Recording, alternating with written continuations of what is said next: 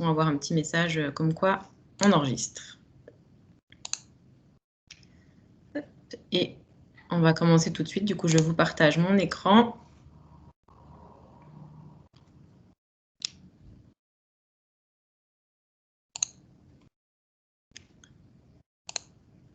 Voilà, je vous mets en plein écran, donc je ne verrai pas le mode conversation. S'il y a des questions, je laisse Catherine et éventuellement Léa peut-être y répondre. De toute façon, le but, c'est qu'on organise la réunion en 3 temps. Hop, donc voilà, une petite présentation de Vivalab conjointe avec la CARSAT, le PGI et également les membres du pôle de Vivalab qui sont présents. Donc une petite vingtaine de minutes pour commencer. Le deuxième temps, 20 minutes d'échange et de témoignage du premier projet accompagné en Bourgogne-Franche-Comté dans le cadre de Vivalab. Donc merci Julie, avec Michael Briquet qui est présent avec nous. Et donc l'idée c'est de laisser dernières 20 minutes vraiment pour des échanges, des questions avec vous. Ce qui n'empêche que vous pouvez poser évidemment les questions dans l'outil, dans le chat si besoin en cours de réunion. Alors, donc je vais laisser Léa Boileau de la CARSAT commencer à présenter le contexte et l'historique de Vivalab. Bonjour, merci Juliette. Donc je suis effectivement Léa Boileau, je suis chargée de développement et de conseil à la CARSAT Bourgogne-Franche-Comté et à ce titre-là, je travaille sur le dispositif Vivalab avec Juliette. Alors Vivalab, qu'est-ce que c'est? Vivalab, c'est né en 2019, donc c'est un dispositif qui est relativement jeune mais qui grandit d'année en année. Un dispositif qui est partenarial dans lequel on va retrouver la MSA, la GIRC-ARCO, France Active et puis la Banque des Territoires et bien évidemment avec l'assurance retraite que je représente aujourd'hui via le réseau des CARSAT. Les CARSAT. Excuse-moi Léa, je t'interromps. Messieurs, dames, est-ce qu'il serait possible de couper les micros, s'il vous plaît, si vous ne prenez pas la parole? Merci. Merci Catherine. Avec l'assurance retraite représentée en région par le réseau des CARSAT. Les CARSAT qui sont un organisme de sécurité sociale qui renseigne, conseille et puis accompagne à la fois les assurés chez nous en Bourgogne-Franche-Comté durant leur vie active mais aussi pendant leur retraite en leur proposant des offres de services qui sont adaptées soit dans le domaine de l'accompagnement social, de la retraite et du bien vieillir, et c'est sur ce point-là que rentre le dispositif Vivalab. Et puis la CARSAT est aussi là pour accompagner les entreprises de Bourgogne-Franche-Comté pour assurer et prévenir les risques professionnels. Donc pour revenir à Vivalab, l'objectif c'est vraiment de soutenir l'innovation dans le champ de la prévention et puis du vieillissement actif en santé également. Le pôle Vivalab, il a vraiment vocation à encourager et soutenir l'innovation. Donc, comme je vous le disais, dans le champ de la prévention et du vieillissement actif, et puis de repérer et d'accompagner tous les projets qui, du coup, seraient développés en Bourgogne-Franche-Comté, mais qui auraient un potentiel national avec une preuve de concept déjà réussie et puis dont le modèle économique ne repose pas uniquement sur des subventions. L'intérêt, c'est vraiment de Vivalab d'accompagner les professionnels qui interviennent dans le champ de la prévention, d'accompagner aussi les seniors pour trouver du coup des solutions qui pourraient être à la fois techniques, technologiques et servicielles pour bien évidemment favoriser un vieillissement actif pour toutes les étapes de la retraite. Comme vous pouvez le comprendre, Vivalab, c'est un dispositif de soutien pour des projets qui sont innovants et puis avec du coup la proposition d'avoir un accompagnement qui est du coup intégralement financé par le pôle et puis assuré avec des partenaires qui sont référencés sur l'ensemble du territoire. Cet accompagnement, il peut prendre plusieurs formes et s'articule autour de différentes dimensions. Ça peut être le business plan, des études d'usage, une stratégie commerciale, un accompagnement aussi au processus de levée de fonds. Et l'autre jour, on a déjà eu ce problème. Il est venu, Robin, pour ça. Il est à fond. Et puis, on vous entend aussi. Ouais. Il y a coupé les micros. Si vous ne prenez pas la parole, merci. Oui. Et puis également, du coup, ça peut prendre la forme de subventions qui viendraient du coup compléter l'accompagnement qui pourrait être financé par le pôle Vivalab. voilà, je laisserai Juliette rajouter des éléments si tu le souhaites, et puis reprendre la suite de la discussion, puisque Vivalab en Bourgogne-Franche-Comté est animé par le pôle de gérontologie de Bourgogne-Franche-Comté et avec Juliette. Merci Léa. J'ai entendu les petites notifications comme quoi certains nous avaient rejoints en cours de route. Donc, merci, bienvenue à toutes et à tous. De toute façon, voilà, un compte-rendu sera diffusé et on enregistre le webinaire pour qu'on puisse diffuser le replay si vous avez loupé les premières minutes. Donc voilà, comme Léa l'a présenté, Vivalab, c'est vraiment un dispositif donc, national et ensuite décliné en région. Donc, qui a pour vocation à soutenir des projets innovants, que ce soit des produits, des services ou de l'innovation organisationnelle également. Donc, à destination, comme vous l'avez compris, des personnes âgées autonomes, donc dites GIR 5 et 6. Donc, vraiment en prévention de la perte d'autonomie. Et donc, Vivalab ensuite est décliné en région, donc dans ce qu'on appelle des coordinations locales de Silver Autonomie, donc CLSA. En gros, c'est voilà, le pôle Vivalab qui est composé en fait des membres qui a cité Léa qui ont créé le pôle au national, donc leur déclinaison en région, donc que sont la CARSAT, les caisses de retraite MSA Bourgogne et Franche-Comté pour le régime agricole, la GIR-Carco pour la retraite complémentaire, la Banque des territoires, France Active Bourgogne et Franche-Comté. Et donc, nous, la plus-value en région, c'est qu'on a décidé d'ajouter d'autres membres au pôle pour leur expertise complémentaire. Donc, 2 membres qui sont membres également du PGI, donc l'AER, l'Agence économique régionale Bourgogne-Franche-Comté, et BPI France. Mais voilà, je pense que des représentants sont là et pourront vous expliquer en quelques mots. Et juste pour terminer, donc le rôle du PGI dans ce dispositif, c'est d'animer donc cette coordination des membres en région avec voilà, 2 réunions par an et ensuite des échanges informels tout au long de l'année sur les projets évidemment. Et on a également à la charge la phase d'instruction des dossiers en région, donc en lien avec les acteurs du pôle Vivalab ci-dessus. Donc l'intérêt aussi d'élargir à tous ces membres, c'est que Vivalab, c'est un dispositif donc, de soutien à ces projets comme l'a présenté Léa, mais peu importe si le projet est retenu ou non ou rentre dans le scope de Vivalab, l'intérêt c'est qu'on propose toujours un accompagnement autre, en tout cas un relais vers d'autres partenaires, le cas échéant, si le projet ne peut pas s'inscrire dans Vivalab, d'où l'intérêt d'avoir tous ces membres autour de la table qui ont chacun des expertises complémentaires. Donc Léa a présenté en quelques mots la CARSAT. Pour les MSA, donc les représentants ne pouvaient pas être là aujourd'hui et s'excusent. Pour la GIR-Carco, donc comme je le disais, c'est donc le régime de retraite complémentaire des salariés du secteur privé. Donc on a aujourd'hui Madame Clarisse et Monsieur Levasseur qui sont respectivement pilotes et coordinateurs du comité d'action sociale régionale à GIR-Carco qui viennent de nous rejoindre en région sur Vivalab. Donc ils m'ont voilà, laisser la parole pour présenter en 2 mots la GIR-Carco, qui donc regroupe une dizaine de groupes de protection sociale, pour ne citer que, par exemple, Malakoff Humanis ou AG2R, qui sont voilà, les 2 principaux, les 2 plus connus en tout cas. Pour la Banque des territoires, je crois que voilà, Monsieur Taki était présent. Si vous voulez voilà, dire quelques mots de l'implication de la Banque des territoires dans Vivalab et de votre rôle en accompagnement des porteurs de projets, éventuellement, je vous laisse la parole. Quelques minutes. Oui, bonjour, vous m'entendez bien, ça va? Oui, parfait, merci. Ok, alors le rôle de la Banque des territoires, on va dire, c'est sur les enjeux en fait du vieillissement, hein, et Vivalab, bien évidemment, en fait partie. Pour faire très simple, on a 2 axes de travail, hein.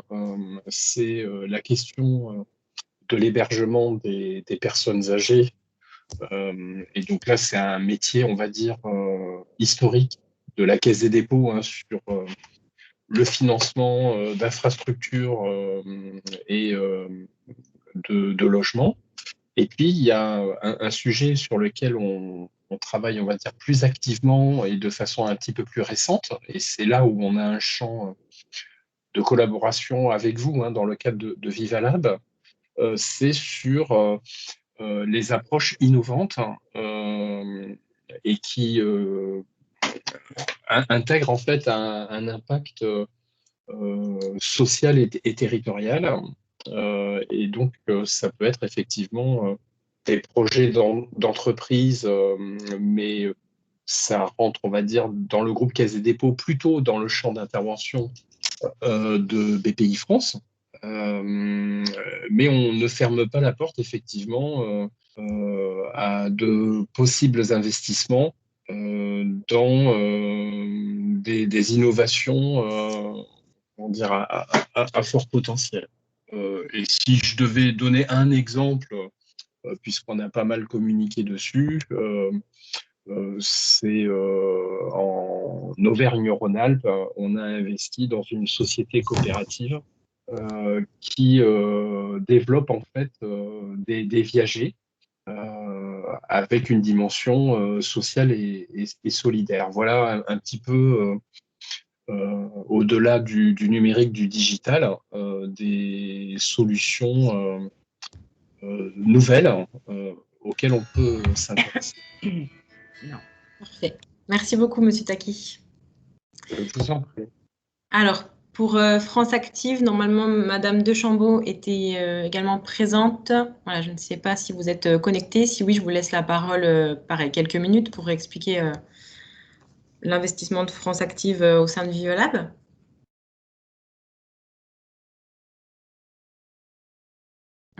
D'accord.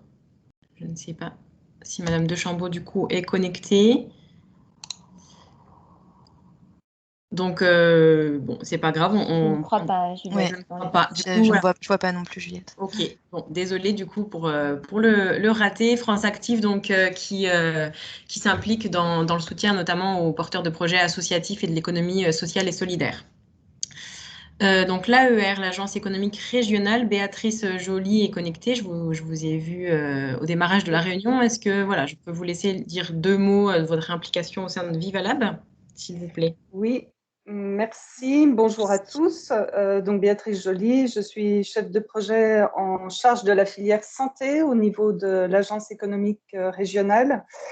Donc l'Agence économique régionale Bourgogne-Franche-Comté, en 2 mots, a été créée par la région qui a la compétence économique et donc avec des missions au service des entreprises et des territoires. Nos missions, en 2 mots, hein, c'est accompagner les entreprises et les territoires, donc les entreprises dans tous leurs projets de développement.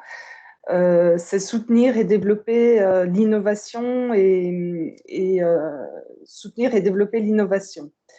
Donc, de par nos missions, nous sommes très présents sur le territoire, dans les territoires et dans les entreprises. Nous avons une bonne connaissance du tissu économique régional.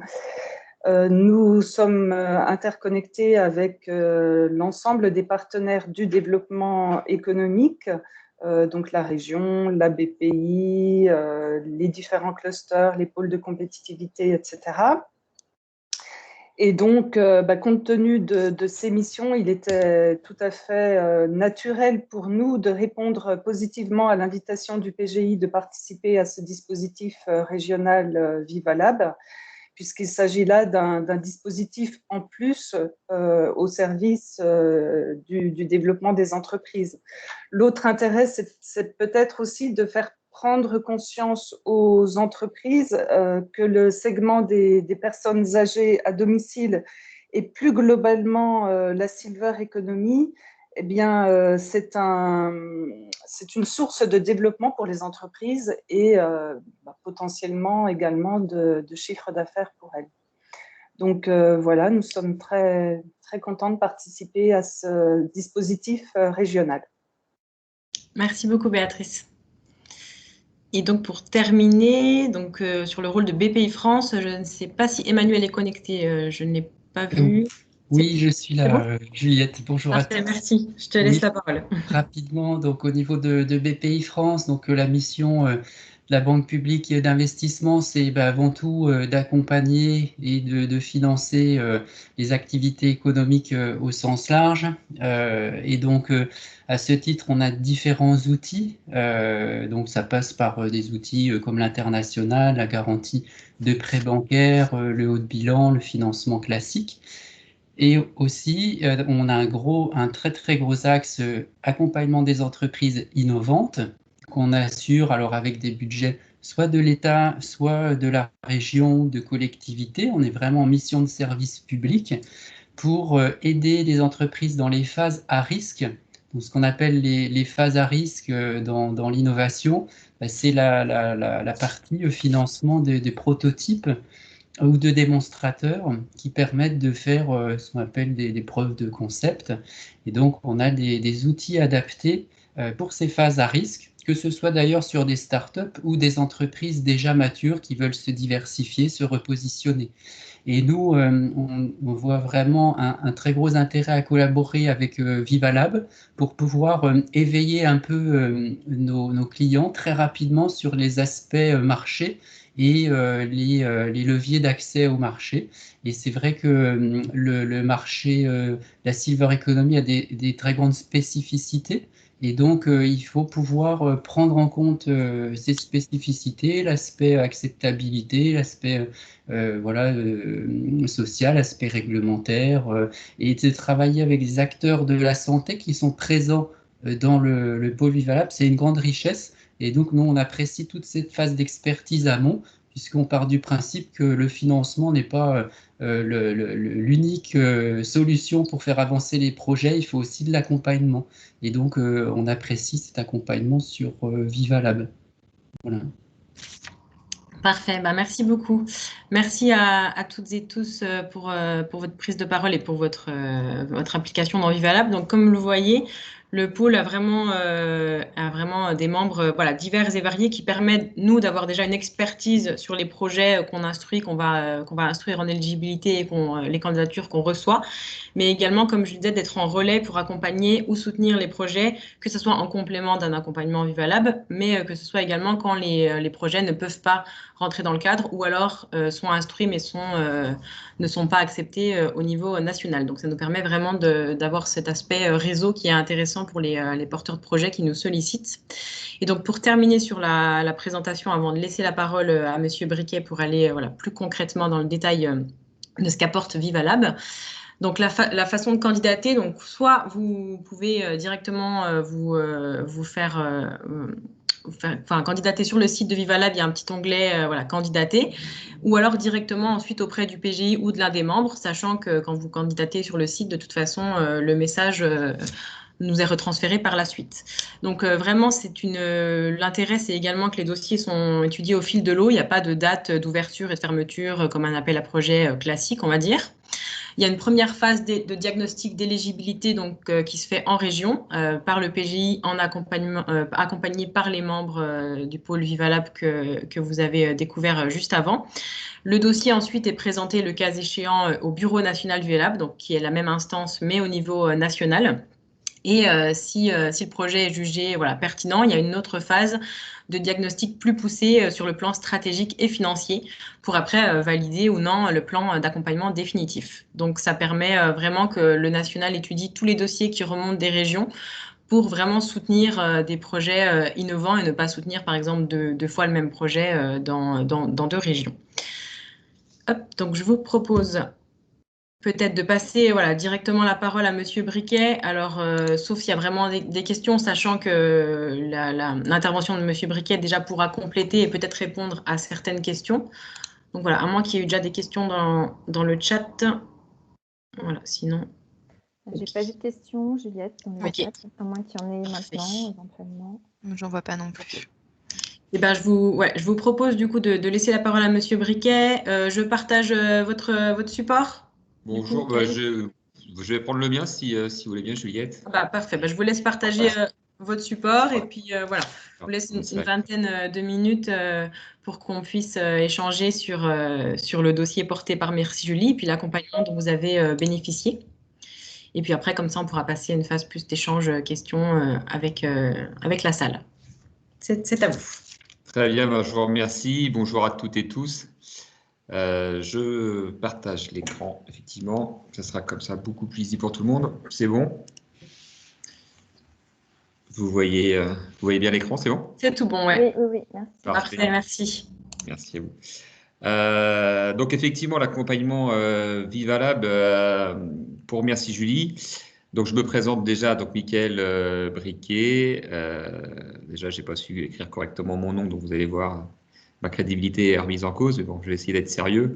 Donc, moi, je suis ergothérapeute et cofondateur et directeur des opérations donc, de l'entreprise Senioralis, donc entreprise de l'économie sociale et solidaire, avec un agrément ESUS, et donc qui a porté maintenant depuis 5 ans le service Merci Julie, qui est un service destiné à l'accompagnement des seniors, essentiellement de toutes les personnes en situation de handicap sur leurs problématiques d'aménagement et d'évolution de leur habitat, de leur environnement de vie, que ce soit appartement, la maison, la résidence autonomie, voire même en EHPAD. Donc notre travail essentiellement, voilà, c'était le métier premier, c'était les diagnostics donc à domicile avec des ergothérapeutes, travailleurs sociaux, puisque aujourd'hui on est 35 salariés, une trentaine d'ergothérapeutes, une assistante sociale. Donc, on a développé d'abord ce service-là, des programmes de formation, d'animation, grand public, professionnels de santé, notamment sur la prévention des TMS, du conseil stratégique, de l'expertise. Hein. On a évoqué tout à l'heure ce monde grandissant de la silver economy. Important également d'amener aussi cette vision, cette vue de professionnels aussi de santé, du médico-social, ce qui me paraît être très important. Et puis donc, un segment qu'on a développé il y a 3 ans maintenant, donc la téléergothérapie, qui est née d'expérimentations qu'on avait fait, que j'avais fait moi personnellement dans une autre vie avec un EHPAD, où on avait testé avec l'Université technologique de Troyes un robot qui s'appelait le robot Girafe, et voir comment on pouvait adapter ce robot en collectivité. Et donc, moi, en tant qu'ergothérapeute, j'intervenais dans cet EHPAD et j'avais vu le bénéfice de cet accompagnement à distance pour les aides-soignantes au départ, pour pouvoir les accompagner, notamment à recoucher des résidents en fin de journée. Et donc, il y avait eu un accueil très positif. Et donc, on a lancé ce dispositif de téléergothérapie. Donc, si on se remet dans le contexte, c'est vrai qu'il y a 3 ans, la télémédecine, la téléexpertise, la téléconsultation, on avait, comment dire, un terrain moins favorable qu'aujourd'hui. Alors, c'est vrai qu'il a fallu une pandémie mondiale pour s'apercevoir que la télémédecine, que la téléexpertise, ça avait du bon. Mais nous, à l'époque, quand on l'avait développé, on avait participé à la Covid. Et donc, on était parti avec ce projet et on nous regardait avec un regard quelquefois un petit peu, différent, où on s'interrogeait sur comment mettre en place l'ergothérapie à distance. Donc nous, tel qu'on avait notre schéma, c'était donc de l'intervention par téléphone, de l'intervention en visiophonie, de l'intervention sous mode de chat. Donc voilà comment on l'a développé. Et donc même au sein de la profession, avec l'association des ergothérapeutes, il y avait vraiment une défiance sur la capacité à développer ce service. Et il a fallu vraiment attendre mai de l'année dernière avec le ministère de la Santé qui a autorisé le télésoin en ergothérapie. Donc nous, on avait été précurseurs sur le sujet, mais avec une vraie envie pour nous d'avoir une reconnaissance des structures pour pouvoir avancer et objectiver aussi la nécessité de mettre en place ce service. Donc ce service qui peut très bien être pris en compte directement avec les bénéficiaires, avec les aidants, les proches aidants, avec des professionnels. Donc les professionnels, ça va de l'infirmière, l'aide-soignante, jusqu'à l'artisan, le distributeur de matériel médical, avec qui aussi on peut travailler à distance. Et là, depuis quelques mois, on a vraiment maintenant un panel d'utilisateurs qui est vraiment très intéressant. Donc pourquoi Vivalab pour Merci Julie? C'était vraiment déjà une reconnaissance de l'innovation servicielle. On avait besoin d'être pris au sérieux. Remettons dans le contexte, Merci Julie, déjà c'était une entreprise assez jeune qui amenait un nouveau service.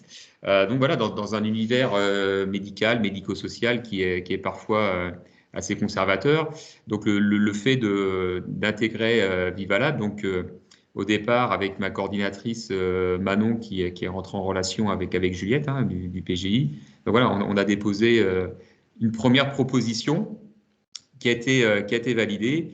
Et puis voilà, donc petit à petit, on en arrive là aujourd'hui. Donc déjà, cette reconnaissance, c'était important. Améliorer la visibilité du service.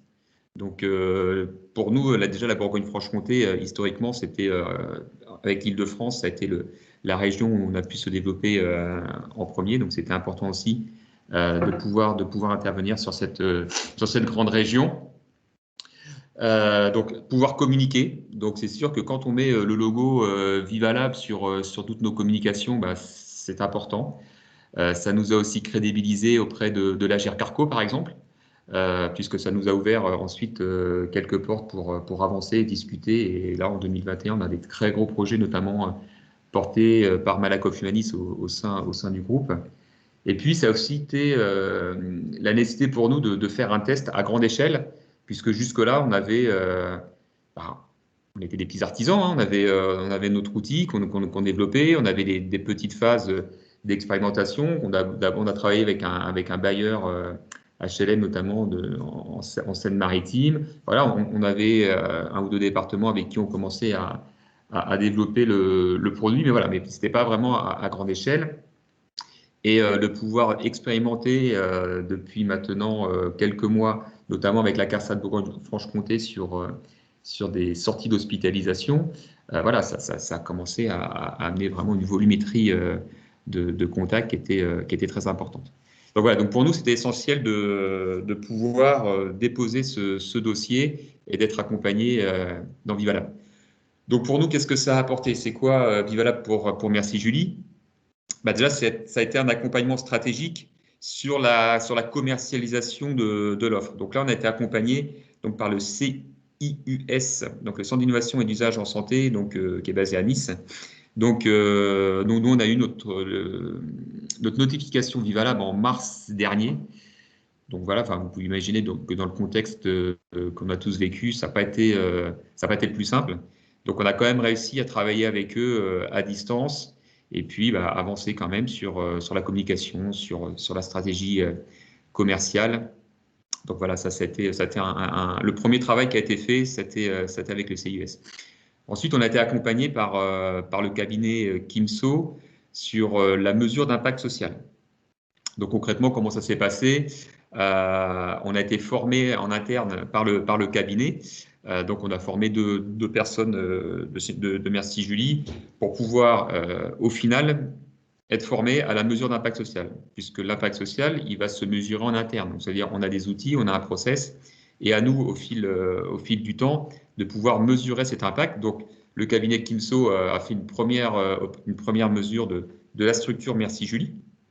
Donc, on a déjà, nous, une première mesure d'impact social sur la structure. Et à nous, en fonction du projet que l'on souhaite développer, mesurer cet impact également dans le temps et de le faire progresser. Donc, il y a plusieurs échelles, il y a plusieurs critères qui rentrent dans cette mesure d'impact. Et donc, à nous de faire progresser chacun de ces critères. Et puis, ça a été aussi un accompagnement financier. Hein. Donc, nous, dans notre projet, ça a été 19 000 € d'aide financière, notamment pour l'ingénierie de projet. Donc c'est vrai qu'on y passe du temps. C'est de l'investissement pour une petite structure comme la nôtre, mais ça vaut vraiment le coup de s'investir, puisque vous allez voir après, voilà, on a un chiffre d'affaires qui commence vraiment à décoller sur ce segment d'activité. N'hésitez pas à me couper si vous avez des questions. C'est tout. Il n'y a pas de questions pour l'instant sur le chat. On vous laisse poursuivre du coup. Merci. Merci. Donc, quel bénéfice pour Merci Julie?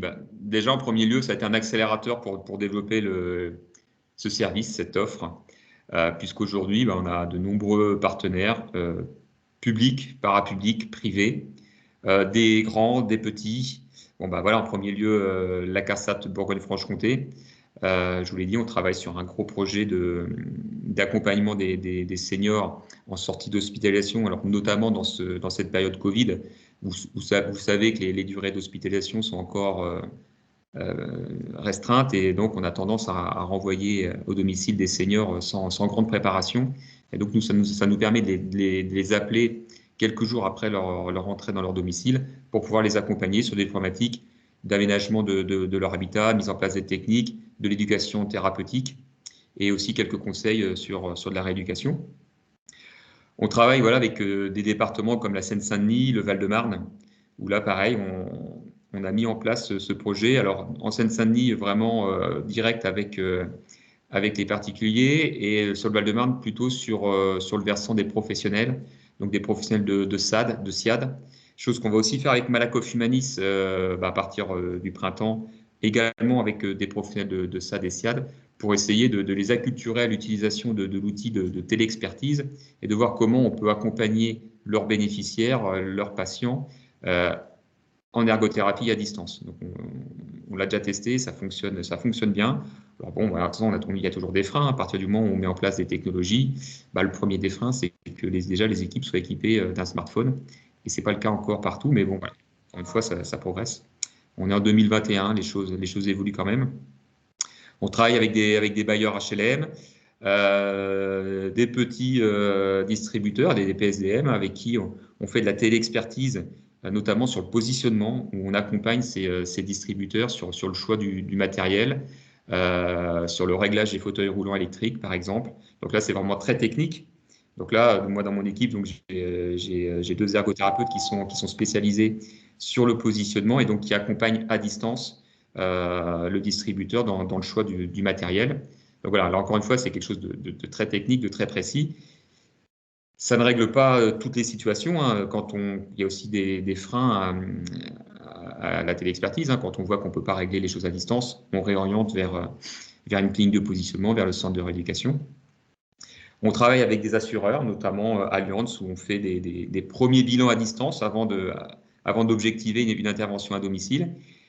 Et pareil, depuis un mois, on a lancé une expérimentation avec le plus grand Leroy Merlin de France, qui est situé à Massy-Palaiseau, en Île-de-France, où là, on accompagne les personnes, leurs aidants, dans des projets, notamment les premiers qu'on a fait, c'était sur l'aménagement des salles de bain, où avec les aidants, on fait des échanges déjà en visio, on arrive à faire un premier bilan de la situation. On est dans la salle de bain, la personne nous envoie un croquis, et puis nous, on renvoie un projet en 3D pour que la personne puisse après demander à l'entreprise partenaire de Leroy Merlin d'avoir un devis. Donc vous voyez, voilà des partenariats très différents, des problématiques à chaque fois très différentes.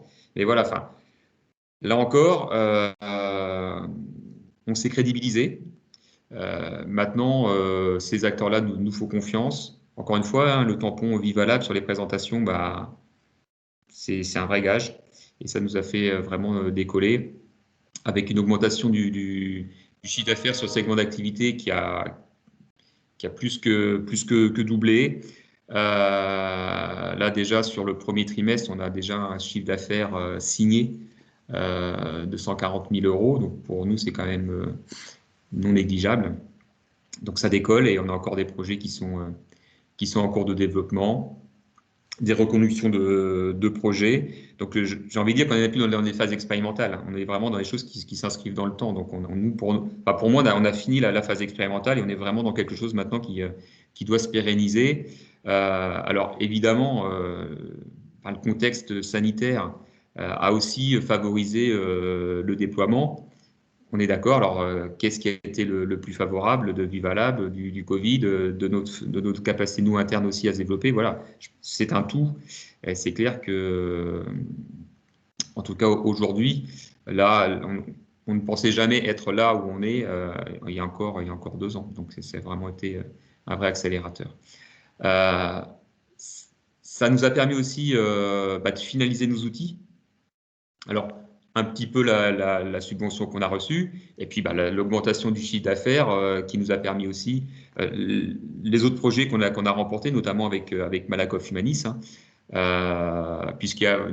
nous, on a été les chercher un petit peu au forceps au départ, avec l'Agir Carco, en disant, voilà, écoutez-nous, voilà, on est Vivalab, Agir Carco est un acteur, donc on a été à Paris les rencontrer. Derrière, on nous a orientés vers Malakoff Humanis, pareil, sur l'Île-de-France et au niveau national. Et donc là, on va mener, donc là, c'est pareil, c'est lancé au printemps, une grosse action avec Agir Carco et Malakoff Humanis, avec Bien Chez Moi, pour ceux qui connaissent, hein, l'intervention des ergothérapeutes à domicile. Donc là, c'est lancé. Voilà, encore là, pareil, une grosse opération. On va suivre 1500 bénéficiaires. Donc voilà, c'est des grosses volumétries. Et pour nous, c'est aussi la possibilité d'en tirer des enseignements. Ça veut dire que comme on le fait avec la CARSAT, avec Léa Boileau, on travaille aussi sur des études d'impact. Alors pas d'impact social, mais vraiment d'impact sur la santé des personnes, sur l'impact aussi économique. On essaie aussi d'avancer sur ces sujets. Et donc, on finalise nos outils parce que on doit respecter aussi le RGPD, la télé-expertise, comment ça se passe. Au départ, on faisait ça avec WhatsApp. Maintenant, on essaie de faire ça avec des outils qui sont sécurisés. Donc, c'est de l'investissement. On essaie de le raccorder à notre CRM Mediateam. Tout ça, ça paraît simple comme ça, mais à chaque fois, c'est des billets, c'est des devis, et ça monte très vite. Et donc, il faut pouvoir se structurer intelligemment. Et puis, ça fait de la création d'emplois, puisque maintenant, sur la téléergothérapie, au départ, on est parti avec un mi-temps. Aujourd'hui, on a quasiment 2 ETP qui peuvent être ciblés sur la téléergothérapie. Je crois qu'il y a un micro qui s'est ouvert. Oui, bonjour, excusez-moi, Elisa de France Active Bourgogne, je suis un petit peu en retard, je ferme mon micro, mais je suis là. Merci beaucoup. Bonjour. Merci. Allez-y, je vous laisse finir, Monsieur Briquet. J'avais quasiment terminé, donc si vous aviez des questions, je ne sais pas, Juliette, par rapport à votre timing, si c'est bon. C'est impeccable, à la minute près, hein, il nous reste une vingtaine de minutes du coup pour échanger, pour avoir des choses en complément. Juste avant de vous laisser, merci déjà Monsieur Briquet pour votre intervention, parce que voilà, je trouve que ça illustre bien tout ce qu'on a dit sur Vivalab, et que au-delà des lots prescrits par Vivalab pour l'accompagnement national, il y a vraiment cet aspect aussi crédibilisation, comme vous l'avez dit, et mise en réseau qui permet de donner un peu la preuve du sérieux et de la fiabilité de votre projet auprès des financeurs, des prescripteurs. Du coup, avant de vous laisser la parole, je juste m'excuse. Oui, effectivement, j'ai fait un petit impair dans la présentation de l'Agir Carco en citant Malakoff et AG2R, qui sont 2 exemples parmi les 2 groupes de protection sociale les plus connus, on va dire entre guillemets, mais bien sûr, il y a les autres groupes de l'Agir Carco. Vous avez aussi le mail de Michael qui vient de mettre dans le chat. Je vous laisse du coup prendre la parole s'il y a des réactions, des questions évidemment. Madame Pouic, du coup, je vois que vous levez la main. Allez-y. Oui, déjà bravo à Michael, parce que c'est très beau projet, plus que projet, hein, c'est une très belle entreprise désormais. Merci. Et c'était plus pour rebondir sur, Juliette, ce que tu disais sur les relais possibles quand un projet ne peut pas entrer dans Vivalab, puisque le groupe La Poste, on a chaque année alors nous, on est à la recherche d'innovation numérique, et chaque année, on a un concours qui est en cours là actuellement. On a même 2 concours en simultané, l'un qui s'appelle French IoT, Impact et Technologie. Et là, on est à la recherche de startups qui sont en phase de commercialisation, d'innovation dans les domaines de la santé, dans les domaines de services de proximité notamment. Et on a un 2e concours qui est, là c'est une première cette année, qui est Femmes du numérique. Et l'objectif, là on est sur des niveaux de maturité différents, on est vraiment à la recherche de projets naissants qui sont portés par des équipes, par des femmes, et qui, c'est un peu l'objectif de faire sauter le plafond de verre. Donc les 2 concours sont en cours. On peut, je dirais, les candidats peuvent postuler jusqu'au 16 avril. Et je pense qu'il y a peut-être dans des projets que vous avez vus passer au sein de Vivalab, des petites pépites qui pourraient candidater sur le concours. Et je dirais que vice-versa, c'est-à-dire que si sur notre concours et sachant qu'il y a une sélection régionale, puis ensuite un accompagnement national, un peu comme le système de Vivalab, je dirais que c'est échange de bons procédés. Si on a des projets qu'on ne peut pas accompagner, on vous les fera passer, étant donné que maintenant je connais mieux les profils que vous recherchez. Voilà, mais typiquement, ce qu'a présenté Michael Briquet aurait pu aussi candidater à French IoT, Impact et Technologie, qui est sur le même principe, des sélections régionales et un accompagnement national, et avec comme grands acteurs nationaux Malakoff Humanis, la RATP, la Fondation des hôpitaux de France. Donc voilà. Super. Est-ce que vous pouvez mettre peut-être les liens dans le chat? Je vais mettre dans la conversation, je vais mettre le communiqué de presse qui explique les principes et sur lequel il y a tous les liens, notamment pour candidater. Super, merci beaucoup. Catherine, tu voulais réagir?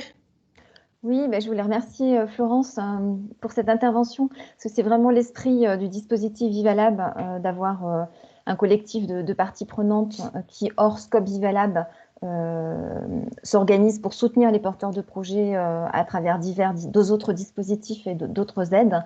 Et donc, évidemment, en plus des partenaires qui ont été présentés en début de webinaire, tous ceux, dont la Poste qui est en plus membre du PGI, qui ont des dispositifs, des aides possibles pour les porteurs de projets, c'est vraiment très intéressant qu'on puisse aussi orienter les porteurs de projets de notre région vers tous les soutiens possibles.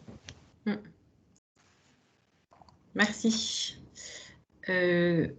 Alors, du coup, je vois une main, je crois. Non, c'était oui, si, Joachim. Oui, bonjour. J'avais une question à poser à Mickaël. J'aurais voulu connaître le délai et le temps qu'il a fallu entre l'entrée chez Vivalab et les premiers résultats que vous avez actuellement. Notification en mars dernier, 2020. Donc, déjà, au bout de 12 mois, voilà, on en est là aujourd'hui, donc ça fait 1 an. Le CIUS, on est rentré en contact très rapidement au mois d'avril. Donc, le premier impact, en plus, il y a eu la phase de sidération au printemps dernier et à l'été.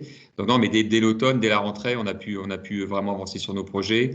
Avec Léa, on a travaillé avec les équipes de la CARSAT Bourgogne-Franche-Comté sur le gros projet sur les sorties d'hospitalisation. On avait rencontré Agir Carco l'hiver dernier pour avancer. Non, ça s'est fait très rapidement. Vous voyez, déjà au bout de 12 mois, là, on en est arrivé là. Donc, avec les premiers mois qui ont été très compliqués, ça a été efficace. Et puis voilà, moi, je tiens à remercier Léa, c'est qu'on a vraiment mis en place ce projet. Et puis voilà, le suivi s'est fait très rapidement avec leur équipe. Et notre équipe aussi qui a été réactive parce qu'on bosse vraiment bien sur la Bourgogne-Franche-Comté avec la CARSAT. Donc tout ça, c'est un ensemble. Voilà, 12 mois. 12 mois, notre échelle, je pense que c'est vraiment pas mal. Ouais. Joachim, est-ce que ta question, c'était aussi peut-être la prise en compte de la durée d'instruction Vivalab entre le dépôt du dossier et l'acceptation? Oui, il y a ça aussi. Ça a été un peu plus long, Juliette, parce qu'en fait, le premier dossier il avait été déposé avec Juliette, puis après, donc instruit d'abord au PGI, après avec la CARSAT Bourgogne-Franche-Comté. Ouais, pour compléter, du coup, merci Julie avait déposé le dossier dans le cadre de Vivalab au tout début. C'était un des premiers dossiers, donc c'était en septembre 2019. Et comme l'a dit Mickaël, l'accord a été validé en mars, sachant que c'était un peu long sur ce dossier parce que c'était aussi le tout premier, il y avait eu des vacances, il y avait aussi le rodage un peu de la coordination. Mais voilà, maintenant, les délais sont quand même raccourcis. On peut être entre 3 mois à peu près entre le dépôt du dossier et le passage au national. Ça s'est raccourci. Oui, à l'échelle nationale, on a plus d'instances de décision. Et puis effectivement, entre le dépôt du dossier et puis la notification d'accord, il y a aussi tout un process d'instruction au niveau national et qui vient, je dirais, approfondir ce qui a pu être déjà fait en local. Donc voilà, ça prend un petit peu de temps, mais les délais ont été quand même extrêmement raccourcis. Et puis des bureaux ont été rajoutés. C'est ce que disait aussi Juliette en début de présentation, c'est que c'est vraiment on source les dossiers au fil de l'eau et on peut les remonter quasi tous les mois puisque on a des bureaux au niveau national qui se réunissent toutes les 4 à 6 semaines justement pour pouvoir vraiment aider les projets qui devraient être accompagnés à, en tout cas, gagner en réactivité, en rapidité dans les notifications pour pouvoir les accompagner et les lancer au plus vite. Et peut-être rajouter, Léa, c'est aussi le souhait d'abord d'être territorialiser pour ensuite crédibiliser le projet et essayer de le porter au national. Oui, tout à fait. Vraiment, notre but, c'est de trouver les petites pépites locales et de pouvoir les faire remonter au niveau national et de pouvoir aussi à terme aider au développement de ces pépites au niveau national et dans d'autres régions. C'est vrai que nous, on s'est emparé en tout cas de la dynamique de téléergothérapie en local, comme le disait Mickaël, avec notamment notre dispositif avec notre prestation de sortie d'hospitalisation. Là, on est en phase d'expérimentation et voilà, à la fin de cette expé, on verra comment on peut aussi continuer à développer ce dispositif voilà, avec d'autres. Merci. Béatrice, levez la main. Oui, alors j'active mon micro. Ouais, on vous entend. Alors, merci pour la présentation de ce projet. C'est intéressant. On voit d'abord une remarque. On voit bien que l'aspect financier, évidemment, est important dans le développement d'une entreprise et l'accompagnement financier. Mais on voit bien aussi, vous l'avez bien montré, que tout le maillage, les mises en relation, l'accompagnement plus technique est tout aussi important, et vous avez insisté sur l'aspect visibilité, communication que vous a donné le dispositif VivaLab. Ma question, c'était de savoir si vous aviez bénéficié d'autres accompagnements que celui-là. Sur le dispositif de téléergothérapie, non.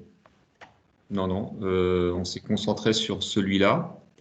Après, c'est chronophage, hein, parce qu'on a eu plusieurs réunions avec le CIUS, plusieurs réunions avec Kimso, plusieurs réunions aussi avec la CARSAT. Donc au final, non, on s'est concentré sur cet accompagnement.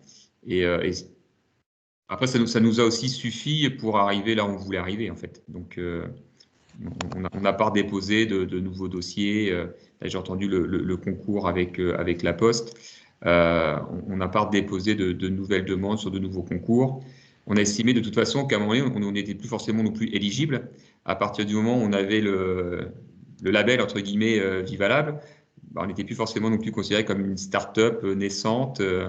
Donc voilà, il y avait déjà un projet mature. Donc non, on s'est arrêté sur cet accompagnement-là. Et puis nous, derrière, c'est aussi une gestion de la croissance. Parce que qui dit chiffre d'affaires, oui, c'est bien, mais ça nous a fait aussi nous redimensionner. Bon, après, avec le contexte qu'on a connu également. Donc à un moment donné, on ne peut pas non plus couvrir tous les lièvres à la fois. Donc on s'est concentré d'abord sur ce premier projet avec la CARSAT, ce qui nous a permis derrière d'en développer d'autres. Et j'ai envie de dire maintenant, il faut que nous, on arrive à gérer la demande, parce qu'on est aussi dans un contexte sanitaire complexe. Et il y a une demande qui est de plus en plus importante. Et pour nous, ergothérapeutes, en tout cas, on est aussi là sur un rythme très, très élevé. C'est très tendu, on le sait tous, et ça risque de durer encore quelques mois. Je ne sais pas, Mickaël, si vous avez vu la question dans le chat, savoir si vous avez fait valider la téléergothérapie comme une prescription médicale remboursable ou est-ce que c'est en cours, et si vous avez des téléconsultations adaptées aux malvoyants ou non-voyants. Alors, aujourd'hui, les actes d'ergothérapie ne sont pas remboursés par l'assurance maladie. Donc, le télésoin en ergothérapie est aujourd'hui reconnu par le ministère de la Santé et l'assurance maladie. Donc, il n'y a pas de remboursement par l'assurance maladie. Ça déjà, c'est très clair. Et alors, nous, on se distingue, on ne fait pas du télésoin, on fait de la téléexpertise. Parce que la compétence qu'on développe, nous, chez Merci Julie, on est sur l'expertise habitat. Et c'est une des seules compétences métiers qui ne nécessitent pas de prescription médicale. Donc, à partir de là, ce n'est pas du soin, c'est d'expertise. Donc, il n'y a pas de remboursement par l'assurance maladie. Il y a des prises en charge aujourd'hui par des départements, par des caisses de retraite. Donc, aujourd'hui, j'ai envie de dire que 99% de nos téléexpertises, elles sont financées par une structure, que ce soit un bailleur HLM, que ce soit un assureur, que ce soit un distributeur de matériel. Au final, on ne fait supporter aucun effort aux bénéficiaires. Donc ça, c'est déjà une première chose importante. Et sur la deuxième question, oui, on a des téléconsultations qui peuvent être adaptées aux personnes malvoyantes et non-voyantes, puisqu'on a en interne une ergothérapeute à qui on a financé un diplôme universitaire sur la basse vision, et donc qui est susceptible effectivement d'accompagner aussi des personnes sur la basse vision. Et j'ai même envie de dire qu'on peut même aller au-delà, puisqu'on a notre assistante sociale qui est formée à la langue des signes français et qui peut aussi accompagner en chat des personnes déficientes et sensorielles. Voilà. Merci. Mais je pense que ça intéresse Madame Buterlin qui est aussi active dans l'association Valentin AI. On travaille, enfin, Patricia, ma collègue, travaille avec cette association et donc avec Malakoff Humanis. Donc là encore, hein, ça a été un rebond. Donc on va mettre en place dans le Loiret une expérimentation sur la basse vision. On le fait aussi en Seine-et-Marne. Donc on va pouvoir intervenir au domicile et à distance. Alors la téléergothérapie nous permet à distance de mesurer l'efficience des aides techniques et des aménagements qu'on met en place. C'est d'éviter de retourner à chaque fois chez les personnes. C'est aussi une problématique écologique, financière, parce qu'à chaque fois qu'on se déplace, c'est des frais, c'est un bilan carbone.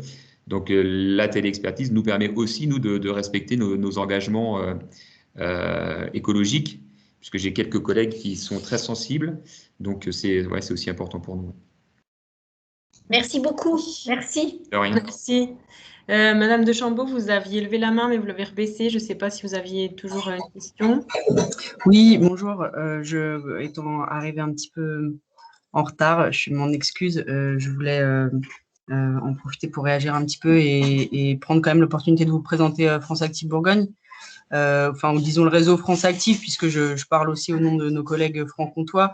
Nous, on intervient sur la question du financement. Donc, on est partenaire Vivalab en tant que financeur de l'économie sociale et de l'entrepreneuriat engagé. Donc, notre cœur de métier depuis plus de 30 ans, c'est vraiment le financement de ces projets qui ont un impact positif sur leur territoire, sur quel que soit le secteur, parce qu'ils répondent à des besoins sociaux ou environnementaux, qui proposent un type de gouvernance particulier ou qui répondent à un besoin du territoire. On travaille pas mal sur le domaine de la santé, sur les déserts médicaux notamment. Voilà. Et donc, expert du financement, on intervient avec beaucoup des outils de dette, de garantie bancaire. On peut aussi intervenir en capital et on a quelques outils de subvention voilà, pour cofinancer les projets à vos côtés. Donc, voilà, j'en profitais quand même puisqu'on parlait un peu financement. Voilà, pour le mentionner. Merci beaucoup. De toute façon, voilà, on fera passer le compte-rendu voilà, pour que vous puissiez suivre la partie que vous avez manquée. Merci beaucoup de nous avoir rejoints, en tout cas. Merci. Merci à vous. Catherine, tu avais une réaction ? Oui, mais du coup, je trouve que, alors, on s'était dit qu'il n'y avait rien de mieux qu'un exemple concret pour parler de Vivalab, et merci beaucoup parce que c'était en plus très clair et très riche. Mais c'est d'autant plus intéressant que vraiment, nous, ce qui nous intéresse dans Vivalab, alors on l'anime en Bourgogne-Franche-Comté avec plaisir grâce à la conscience de la CARSAT. Ce qui nous intéresse, c'est qu'on est vraiment dans la prévention, dans l'anticipation de la fragilité du vieillissement. C'est quand même un changement de paradigme auquel il faut s'atteler sérieusement, puisque la bonne nouvelle, c'est que l'espérance de vie augmente, malgré l'infléchissement pandémique, mais on espère bien que ça ne va pas durer. Mais l'espérance de vie augmente dans le monde entier, et pourtant l'enjeu, c'est l'espérance de vie sans incapacité, c'est-à-dire le vieillissement actif en bonne santé. Et Vivalab est vraiment un des dispositifs parmi d'autres qui est centré sur cet enjeu-là, qui est aussi réellement aujourd'hui un gros sujet de réflexion et d'innovation pour tous les acteurs en particulier membres du PGI, qui sont très nombreux là ce matin.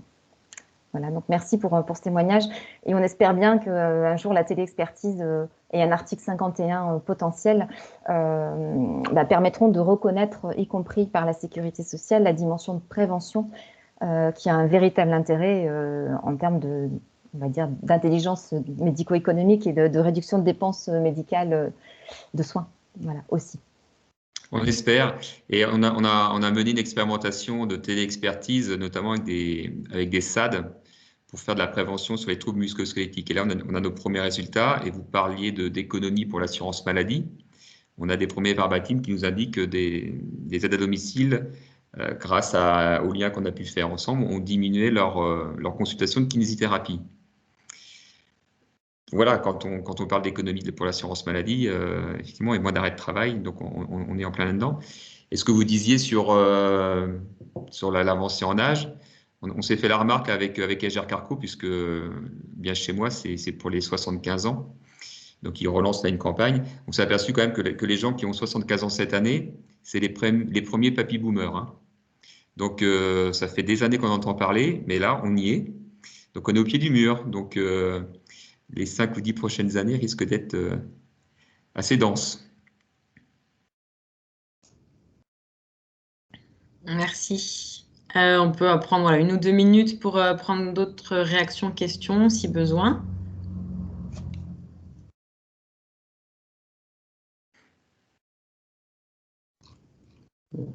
Ok.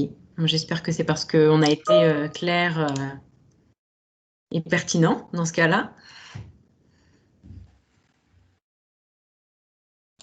En tout cas, merci à tous et à toutes d'avoir participé. De toute façon, si vous avez des questions, oui, Catherine, je te redonne la main juste après. Vous avez mon mail, en tout cas, comme je vous ai envoyé l'invitation, donc s'il y a des questions, n'hésitez pas. Et oui, vas-y, Catherine. Oui, non, c'est juste, je profite qu'il y ait un réseau d'acteurs présents ce matin pour vous proposer de prendre date pour le 19 mai de 10h à midi. Date à laquelle on organise l'étape régionale du Tour de France Silver Economy. Donc, on reviendra vers vous pour vous donner plus d'éléments. Mais voilà, ça peut être aussi un moment assez intéressant dans le cadre de la dynamique Silver Economy nationale. Et du coup, cette fois, vraiment du GIR 6 au GIR 1, donc englobant également l'accompagnement soins et prise en charge de la dépendance. Voilà. Oui, en effet. Oui, donc ça sera le 19 mai de 10h à midi en format distanciel. Pas trop, on aura guère d'autres choix. Eh ben, ouais, merci à nouveau en tout cas à tous et à toutes. N'hésitez pas, s'il y a des questions qui vous viennent par la suite, à m'envoyer un mail ou à m'interpeller si vous voulez être en relation avec Monsieur Briquet ou avec d'autres acteurs et je pourrais faire le lien. Sans problème. Merci à vous en tout cas. Eh ben, merci beaucoup en tout cas. Merci et bonne fin de journée. Merci, bonne journée, au revoir. Merci. Au revoir. Au revoir. Bonne journée.